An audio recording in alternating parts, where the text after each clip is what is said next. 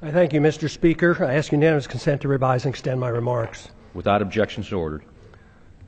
Mr. Speaker, this may be the last time I speak on the House floor. At the end of the year, I'll leave Congress after 23 years in office over a 36-year period. My goals in 1976 were the same as they are today: promote peace and prosperity by a strict adherence to the principles of individual liberty. It was my opinion that the course of the U.S. embarked on in the latter part of the 20th century would bring us a major financial crisis and engulf us in a foreign policy that would overextend us and undermine our national security.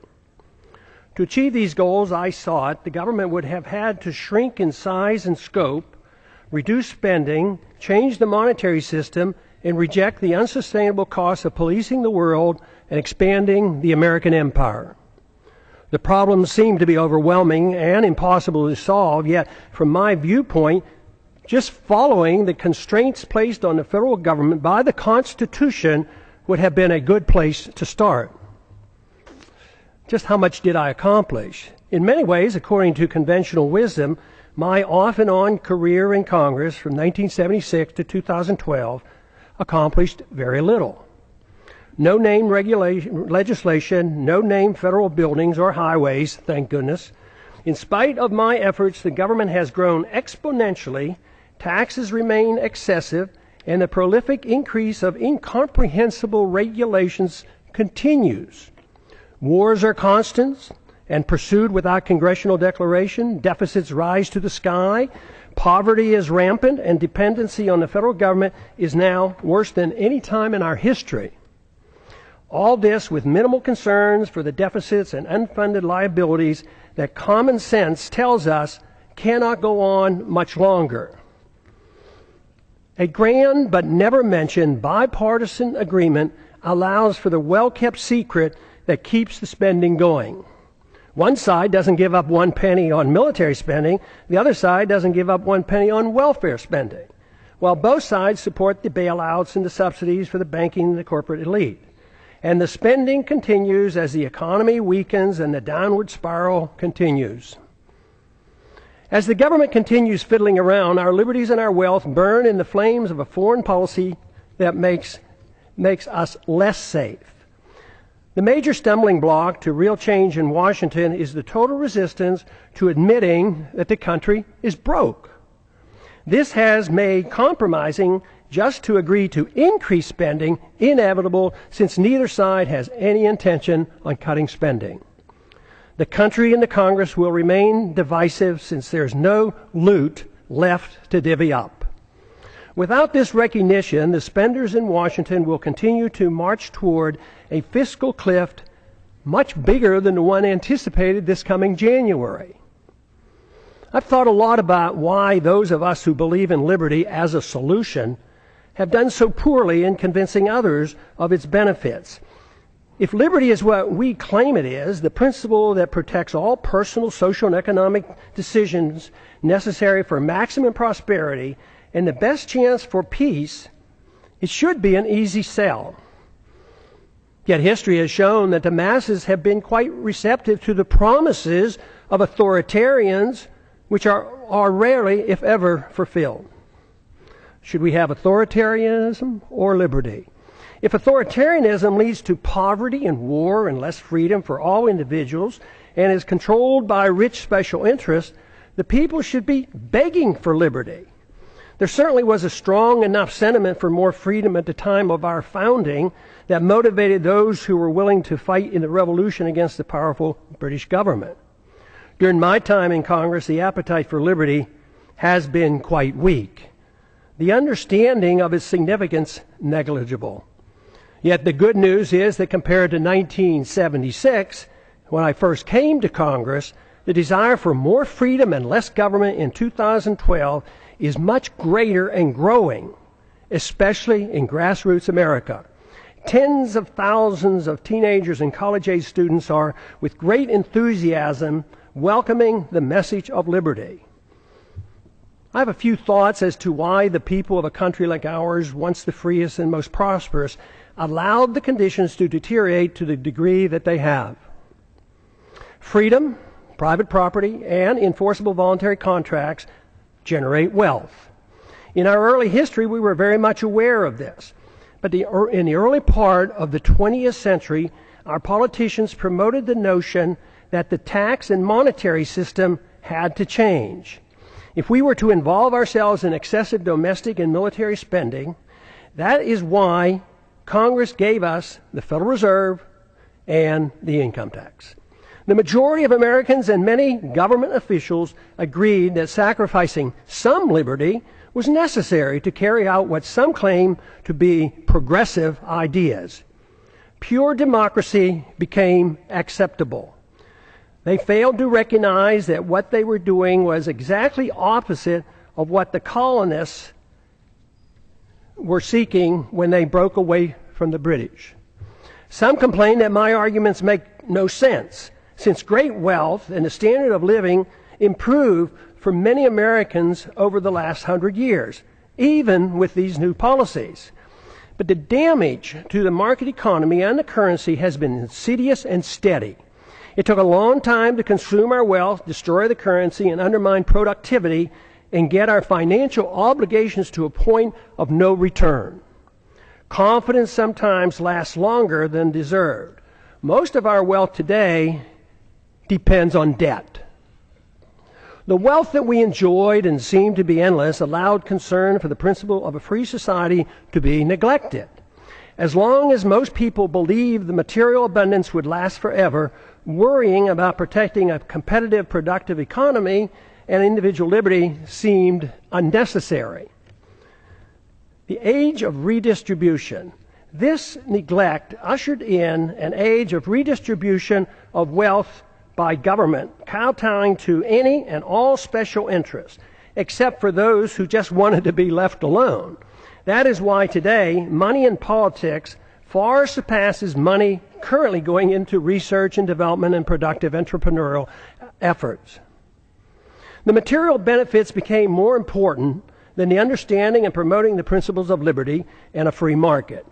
It is good that material abundance is a result of liberty, but materialism is all that we care. If materialism is all that we care about, problems are guaranteed. The crisis arrived because the illusion that wealth and prosperity would last forever has ended. Since it was based on debt and a pretense that debt can be papered over by an out-of-control fiat monetary system, it was doomed to fail. We have ended up with a system that doesn't produce enough even to finance the debt, and no fundamental understanding of why a free society is crucial to reversing these trends. If this is not recognized, the recovery will linger for a long time. Bigger government, more spending, more debt, more poverty for the middle class, and a more intense scramble by the elite special interests will continue. We need an intellectual awakening. Without an intellectual awakening, the turning point will be driven by economic law. A dollar crisis will bring the current out-of-control system to its knees. If it's not accepted that big government, fiat money, ignoring liberty, central economic planning, welfareism, and warfareism caused our crisis, we can expect a continuous and dangerous march toward corporatism and even fascism, with even more loss of our liberties. Prosperity for a large middle class, though, will become an abstract dream. This continuous move is no different than what we have seen in how our financial crisis of 2008 was handled. Congress first directed, with bipartisan support, bailouts for the wealthy. Then it was the Federal Reserve with its endless quantitative easing. If at first it doesn't succeed, try again. QE1, QE2, QE3, and with no results, we try QE indefinitely. That is, until it too fails. There is a cost to all of this, and let me assure you, delaying the payment is no longer an option.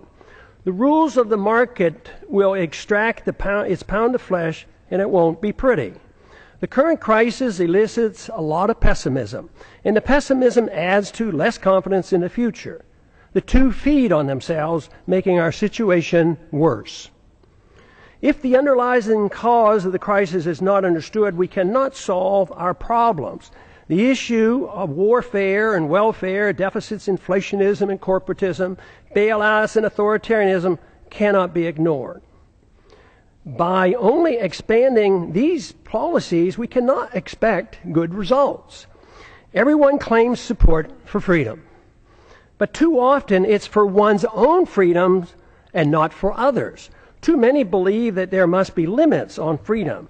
They argue that freedom must be directed and managed to achieve fairness and equality, thus making it acceptable to curtail through force certain liberties. Some decide what and whose freedoms to be limited. These are the politicians whose goal in life is power. Their success depends on gaining support from special interests. We don't need more isms. The great news is the answer is not to be found in more isms. The answers are to be found in more liberty, which costs so much less. Under these circumstances, spending goes down, wealth production goes up, and the quality of life improves. Just this recognition, especially if we move in this direction, increases optimism, which in itself is beneficial. The follow-through with sound policies are required, which must be understood and supported by the people. But there is good evidence that the generation coming of age at the present time is supportive of moving in the direction of more liberty and self-reliance. The more this change in direction and the solutions become known, the quicker will be our return to optimism. Our job for those of us who believe that a different system than the one that we had for the last 100 years has driven us to this unsustainable crisis is to be more convincing that there is a wonderful, uncomplicated, and moral system that provides the answers. We had a taste of it in our early history. We need not give up on the notion of advancing this cause. It worked, but we allowed our leaders to concentrate on the material abundance that freedom generates while ignoring freedom itself. Now we have neither, but the door is open out of necessity for an answer. The answer available is based on the Constitution, individual liberty, in prohibiting the use of government force to provide privileges and benefits to all special interests. After over 100 years, we face a society quite different from the one that was intended by the founders.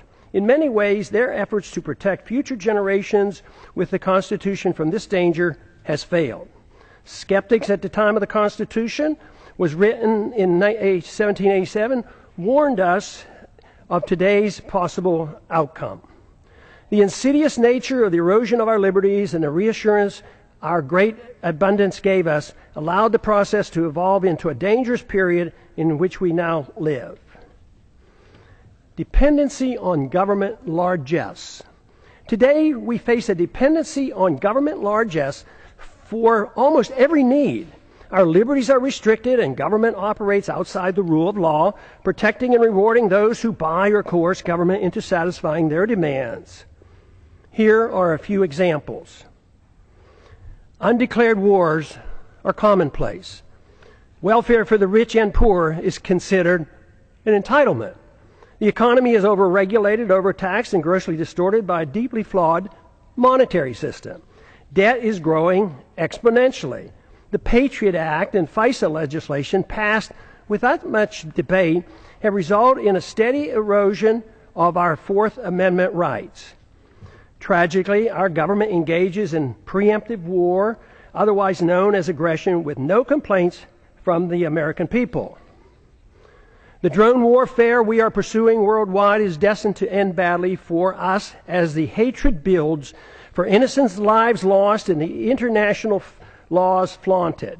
Once we are financially weakened and militarily challenged, there will be a lot of resentment thrown our way.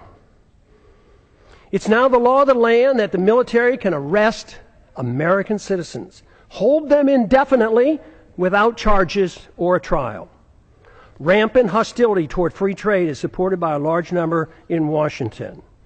Supporters of sanctions, currency manipulation, and WTO trade retaliation call the true free traders isolationists. Sanctions are used to punish countries that don't follow our orders. Bailouts and guarantees of all kinds of misbehavior are routine. Central economic planning through monetary policy, regulations, and legislative mandates has been acceptable policy. I have a few questions. Excessive government has created such a mess, it prompts many questions. Why are sick people who use medical marijuana put in prison? Why does the federal government restrict the drinking of raw milk? Why can't American manufacturers rope and other products from hemp? Why are Americans not allowed to use gold and silver as legal tender as mandated by the Constitution? Why is Germany concerned enough to consider repatriating their gold held by the Fed for her in New York? Is it that the trust in the U.S. and dollar supremacy beginning to wane? Why do our political leaders believe it's necessary to thoroughly audit? Why do our political leaders believe it's unnecessary to thoroughly audit our own gold? Why can't Americans decide which type of light bulbs they can buy? Why is it the TSA permitted to abuse the rights of any American traveling by air? Why should there be mandatory sentences, even up to life, for crimes without victims, as our drug laws require? Why have we allowed the federal government to regulate commodes in our homes? Why is it political suicide for anyone to criticize AIPAC? Why haven't we given up on the drug war, since it's an obvious failure and violates the people's rights? Has nobody noticed that the authorities can't even keep drugs out of the prisons? How can making our entire society a prison solve the problem? Why do we sacrifice so much getting necessarily involved in border disputes and civil strife around the world and ignore the root cause of the most dangerous, deadly border in the world, the one between Mexico and the United States? Why does Congress willingly give up its prerogatives to the executive branch? Why does changing the party in power never change policy? Could it be that the views of both parties are essentially the same? Why did the big banks, the large corporations, and foreign banks and foreign central banks get bailed out in 2008, and the middle class lost their jobs and their homes? Why do so many in the government and the federal officials believe that creating money out of thin air creates wealth?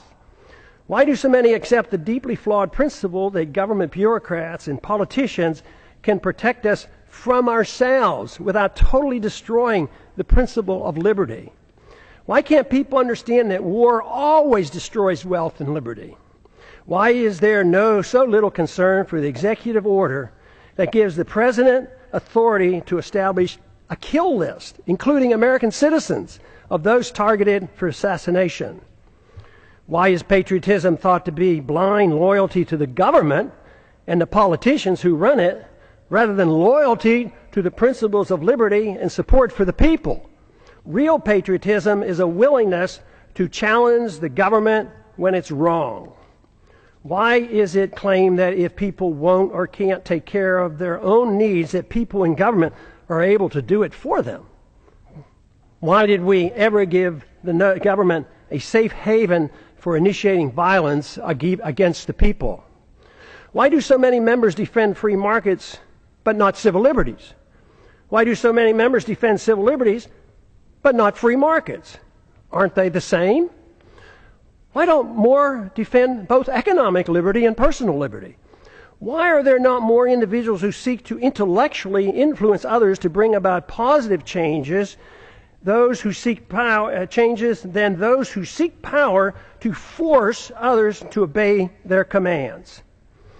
Why does the use of religion to support a social gospel and preemptive wars, both of which require authoritarians to use violence or the threat of violence, go unchallenged? Aggression and forced redistribution of wealth has nothing to do with the teachings of the world's great religions. Why do we allow the government and the Federal Reserve to disseminate false information dealing with both economic and foreign policy? Why is democracy held in such high esteem when it's the enemy of the minority and makes all rights relative to the dictates of the majority? Why should anyone be surprised that Congress has no credibility since there's such a disconnect between what politicians say and what they do? Is there any explanation for all the deception, the unhappiness, the fear of the future, the loss of confidence in our leaders, the distrust and the anger and frustration? Yes, there is. And there's a way to reverse these attitudes. The negative perceptions are logical and a consequence of bad policies bringing about our problems. Identification of the problems and recognizing the cause allow the proper changes to come easily. We should have more trust in ourselves, less in the government.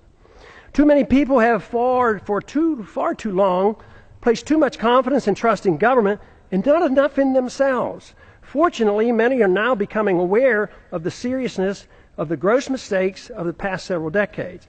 The blame is shared by both political parties. Many Americans now are demanding to hear the plain truth of things and want the demagoguing to stop. Without this first step, solutions are impossible. Seeking the truth and finding the answers in liberty and self-reliance promotes the optimism necessary for restoring prosperity. The task is not that difficult if politics doesn't get in the way. We have allowed ourselves to get into such a mess for various reasons. Politicians deceive themselves as to how wealth is produced. Excessive confidence is placed in the judgment of politicians and bureaucrats. This replaces the confidence in a free society. Too many in high places of authority became convinced that only they, armed with arbitrary government power, can bring about fairness while facilitating wealth production.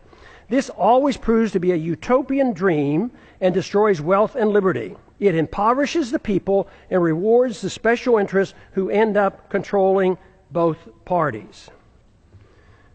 It's no surprise that much of what goes on in Washington is driven by aggressive partisanship and power seeking, with philosophic differences being minor.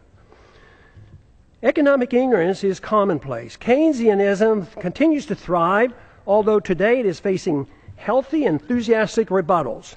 Believers in military Keynesianism and domestic Keynesianism continue to desperately promote their failed policy as the economy languishes in a deep slumber.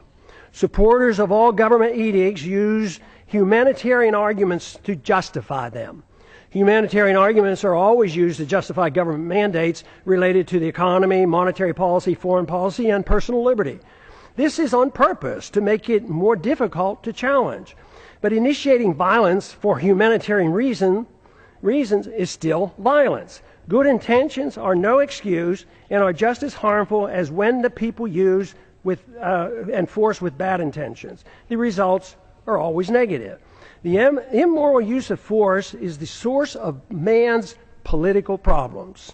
Sadly, many religious groups, secular organizations, and psychopathic authoritarians endorse government-initiated force to change the world. Even when the desired goals are well-intentioned, or especially when they're well-intentioned, the results are dismal. The good results sought never materialize. The new problems created require even more government force as a solution. The net result is institutionalizing government-initiated violence and morally justifying it on humanitarian grounds.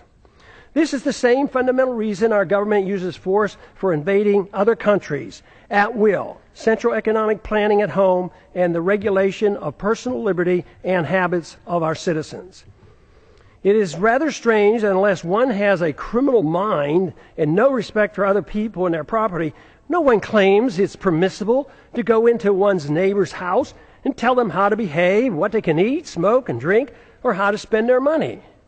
Yet, rarely is it asked why is it morally acceptable that a stranger with a badge and a gun can do the same thing in the name of law and order. Any resistance is met with brute force, fines, taxes, arrests, and even imprisonment. This is done more frequently every day without a search warrant. No government monopoly over initiating violence is what we need.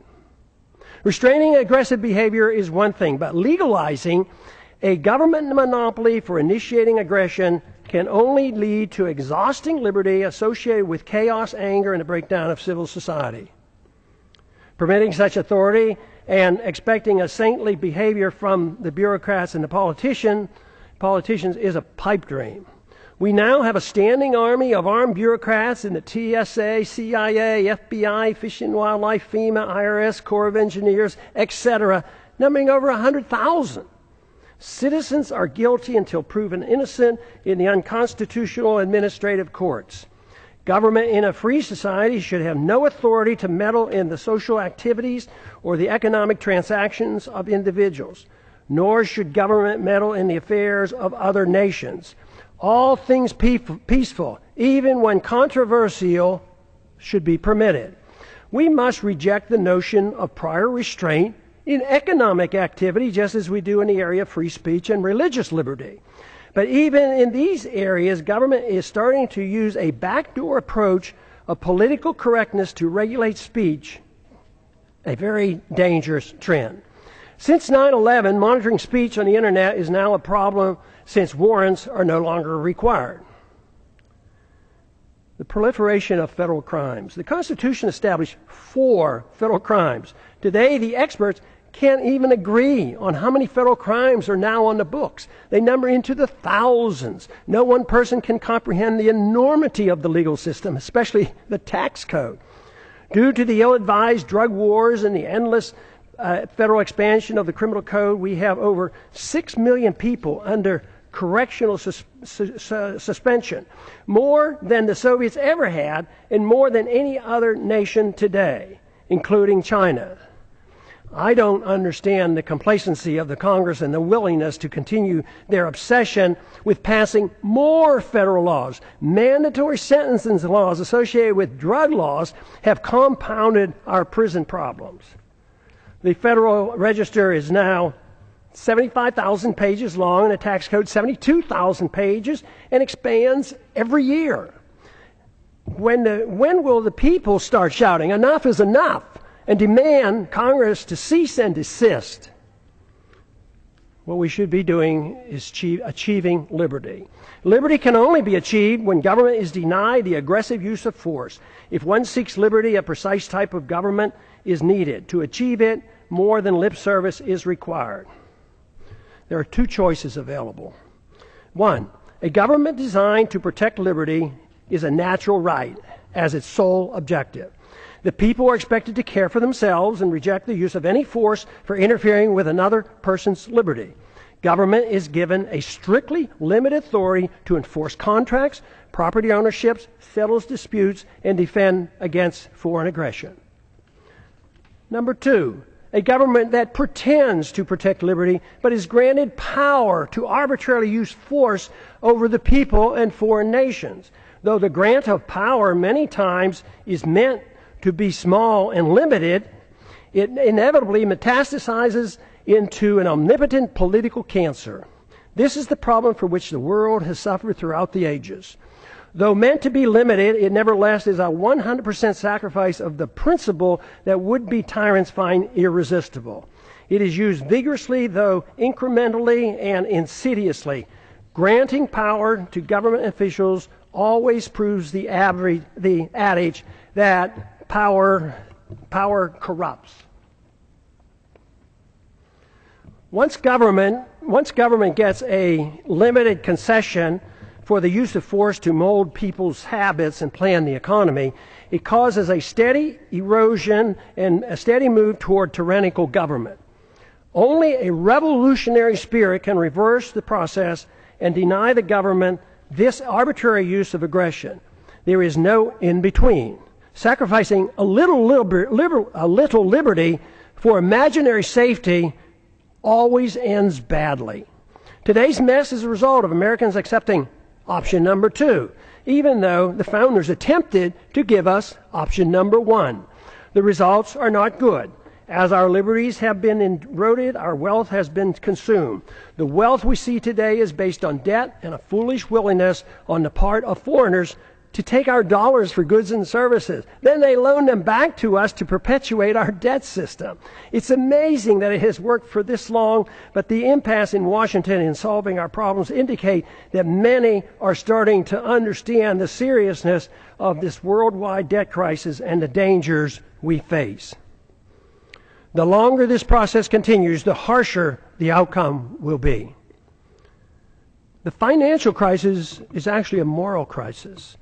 Many are acknowledging that a financial crisis looms, but few understand it's in reality a moral crisis.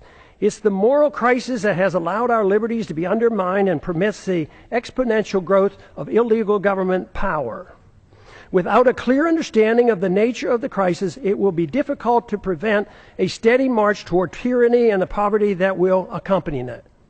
Ultimately, the people have to decide which form of government they want. Option number 1 or option number 2. There is no other choice. Claiming there is a choice of a little tyranny is like describing pregnancy as a touch of pregnancy. It is a myth to believe that a mixture of free markets and government central economic planning is a worthy compromise. What we see today is a result of that type of thinking, and the results speak for themselves. A culture of violence. Americans now suffer from a culture of violence. It is easy to reject the initiation of violence against one's neighbor, but it's ironic that the people arbitrarily and freely anoint government officials with monopoly power to initiate violence against the American people, practically at will. Because it's the government that initiates force, most people accept it as being legitimate. Those who exert the force have no sense of guilt. It is believed by too many, that governments are morally justified in initiating violence supposedly to do good. They incorrectly believe that this authority has come from the consent of the people. The minority, or victims of government violence, never consented to suffer the abuse of government mandates, even when dictated by the majority. Victims of TSA excesses never consented to this abuse. This attitude has given us a policy of initiating war to do good as well. It is claimed that war to prevent war for noble purposes is justified. This is similar to what we were once told that, quote, destroying a village to save a village, close quote, was justified. It was said by a U.S. Secretary of State that the loss of 500,000 Iraqis, mostly children, in the 1990s as a result of American bombs and sanctions was worth it to achieve the good we brought to the people of Iraq. And look at the mess that Iraq is in today. Government use of force to mold social and economic behavior at home and abroad has justified individuals using force on their own terms. The fact that violence by government is seen as morally justified is the reason why violence will increase when the big financial crisis hits and becomes a political crisis as well. First, we recognize that individuals shouldn't initiate violence. Then we give the authority to the government.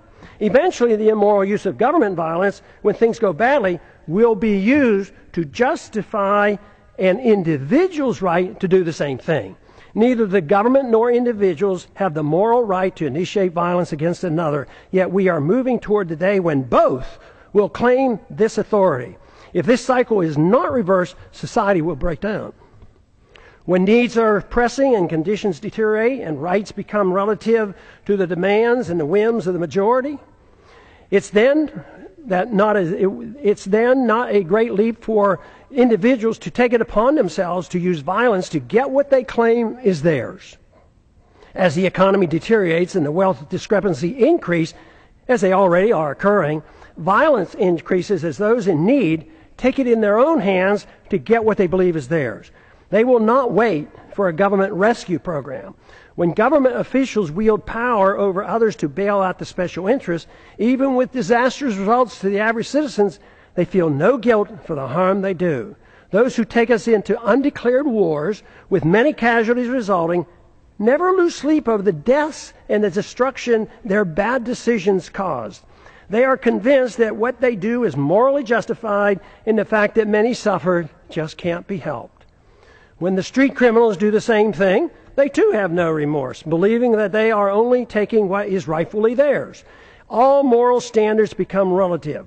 Whether it's bailouts, privileges, government subsidies, or benefits for some from inflating a currency, it's all part of a process justified by a philosophy of forced redistribution of wealth.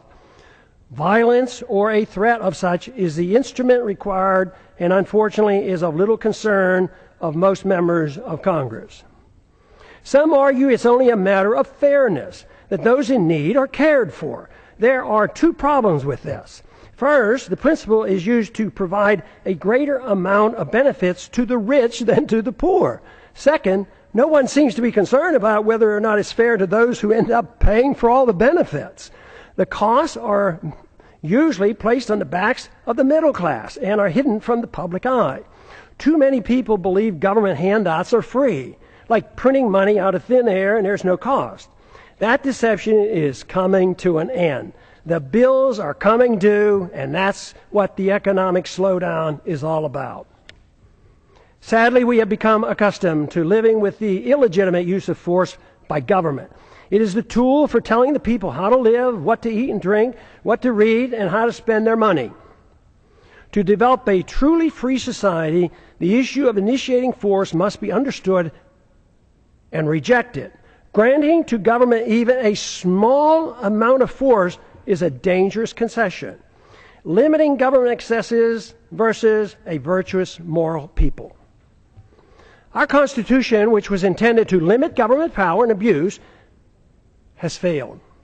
The founders warned that a free society depends on a virtuous and moral people. The current crisis reflects that their concerns were justified. Many politicians and pundits are aware of the problems we face, but spend all their time in trying to reform government. The sad part is that the suggested reforms almost always leads to less freedom, and the importance of a virtuous and moral people is either ignored or not understood. The new reforms serve only to further undermine liberty. The compounding effect has given us the steady erosion of liberty and the massive expansion of debt. The real question is, if it is liberty we seek, should most of the emphasis be placed on government, reform, or trying to understand what a virtuous and moral people means and how to promote it? The Constitution has not prevented the people from demanding handouts for both rich and poor in their efforts to reform the government, while ignoring the principles of a free society. All branches of our government today are controlled by individuals who use their power to undermine liberty and enhance the welfare warfare state, and frequently their own wealth and power. If the people are unhappy with the government performance, it must be recognized that government is merely a reflection of an immoral society that rejected a moral government of constitutional limits on power and love of freedom. If this is the problem, all the tinkering with thousands of pages of new laws and regulations will do nothing to solve the problem. It is self-evident that our freedoms have been severely limited, and the apparent prosperity we still have is nothing more than leftover wealth from a previous time. This fictitious wealth based on debt and benefits from a false trust in our currency and credit will play havoc with our society when the bills come due. This means that the full consequence of our lost liberties is yet to be felt. But that illusion is now ending. Reversing a downward spiral depends on accepting a new approach. Expect the rapidly expanding homeschooling movement to play a significant role in the revolutionary reforms needed to rebuild a free society with constitutional protections. We cannot expect a federal government-controlled school system to provide the intellectual ammunition to combat the dangerous growth of government that threatens our liberties. The Internet will provide the alternative to the government media complex that controls the news and most political propaganda. This is why it's essential that the Internet remains free of government regulation. Many of our religious institutions and secular organizations support greater dependency on the state by supporting war, welfare, and corporatism, and ignore the need for a virtuous people. I never believed that the world or our country could be made more free by politicians if the people had no desire for freedom. Under the current circumstances, the most we can hope to achieve in the political process is to use it as a podium to reach the people, to alert them of the nature of the crisis and the importance of their need to assume responsibility for themselves. If it is liberty that they truly seek, without this, a constitutionally protected free society is impossible. If this is true, our individual goal in life ought to be for us to seek virtue and excellence and recognize that self-esteem and happiness only comes from using one's natural ability in the most productive manner possible, according to one's own talents. Productivity and creativity are the true source of personal satisfaction. Freedom and not dependency provides the environment needed to achieve these goals. Government cannot do this for us. It only gets in the way. When the government gets involved, the goal becomes a bailout or a subsidy, and these cannot provide a sense of personal achievement. Achieving legislative power and political influence should not be our goal. Most of the change, if it is to come, will not come from the politicians, but rather from individuals, family, friends, intellectual leaders, and our religious institutions. The solution can only come from rejecting the use of coercion, compulsion, government commands, and aggressive force to mold social and economic behavior. Without accepting these restraints, inevitably the consensus will be to allow the government to mandate economic equality and obedience to the politicians who gain power and promote an environment that smothers the freedoms of everyone.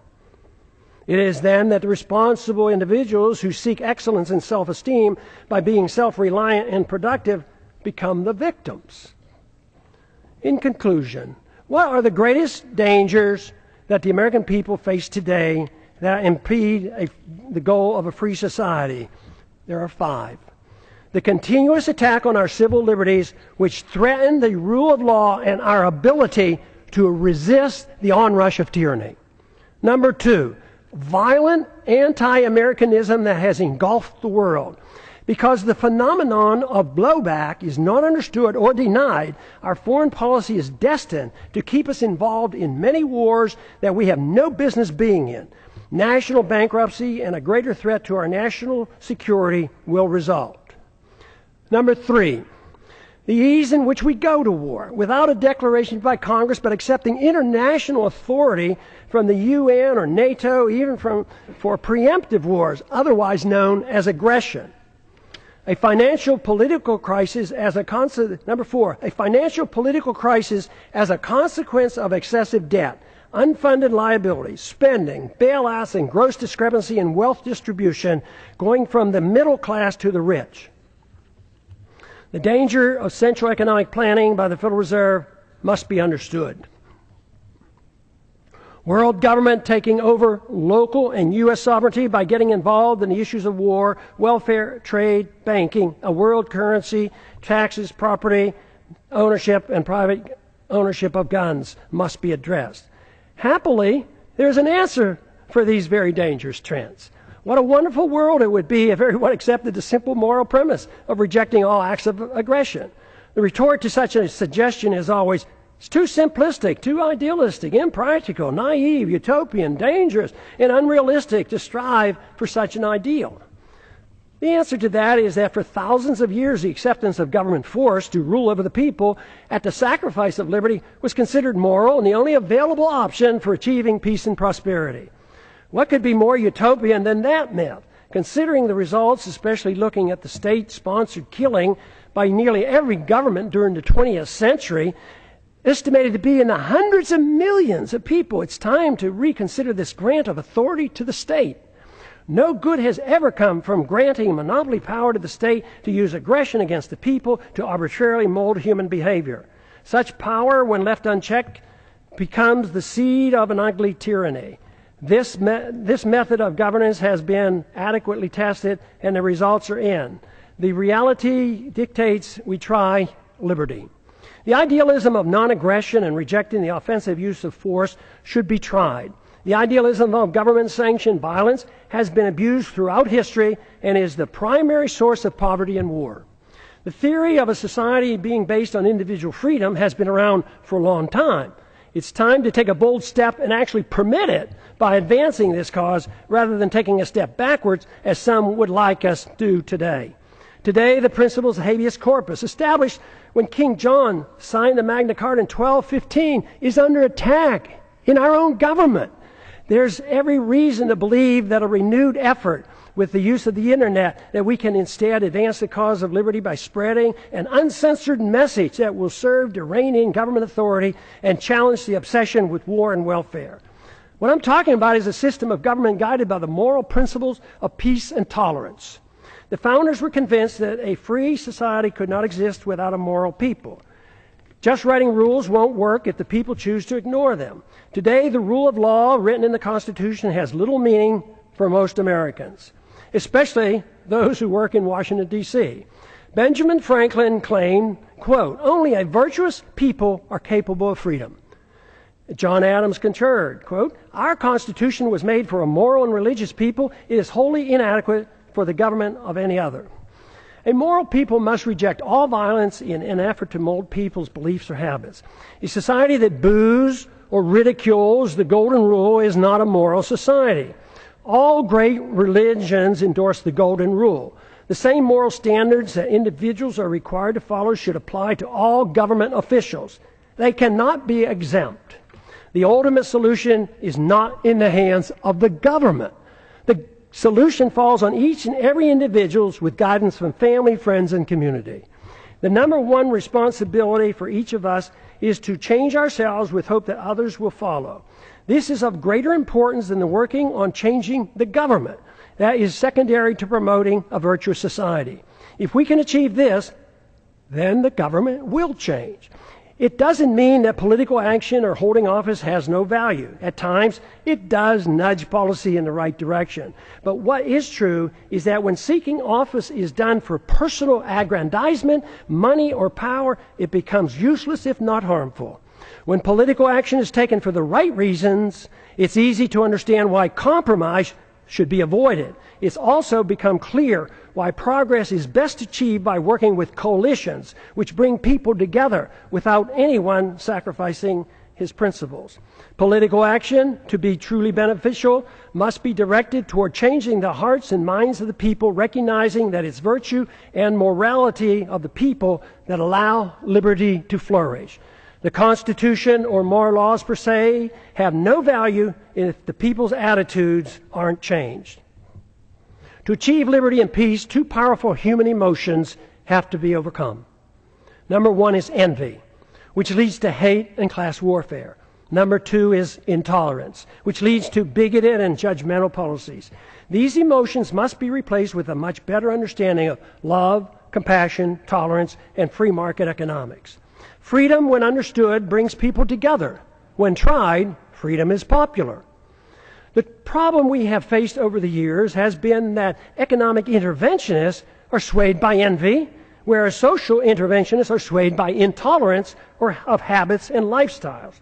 The misunderstanding that tolerance is an endorsement of certain activity motivates many to legislate moral standards which should only be set by individuals making their own choices.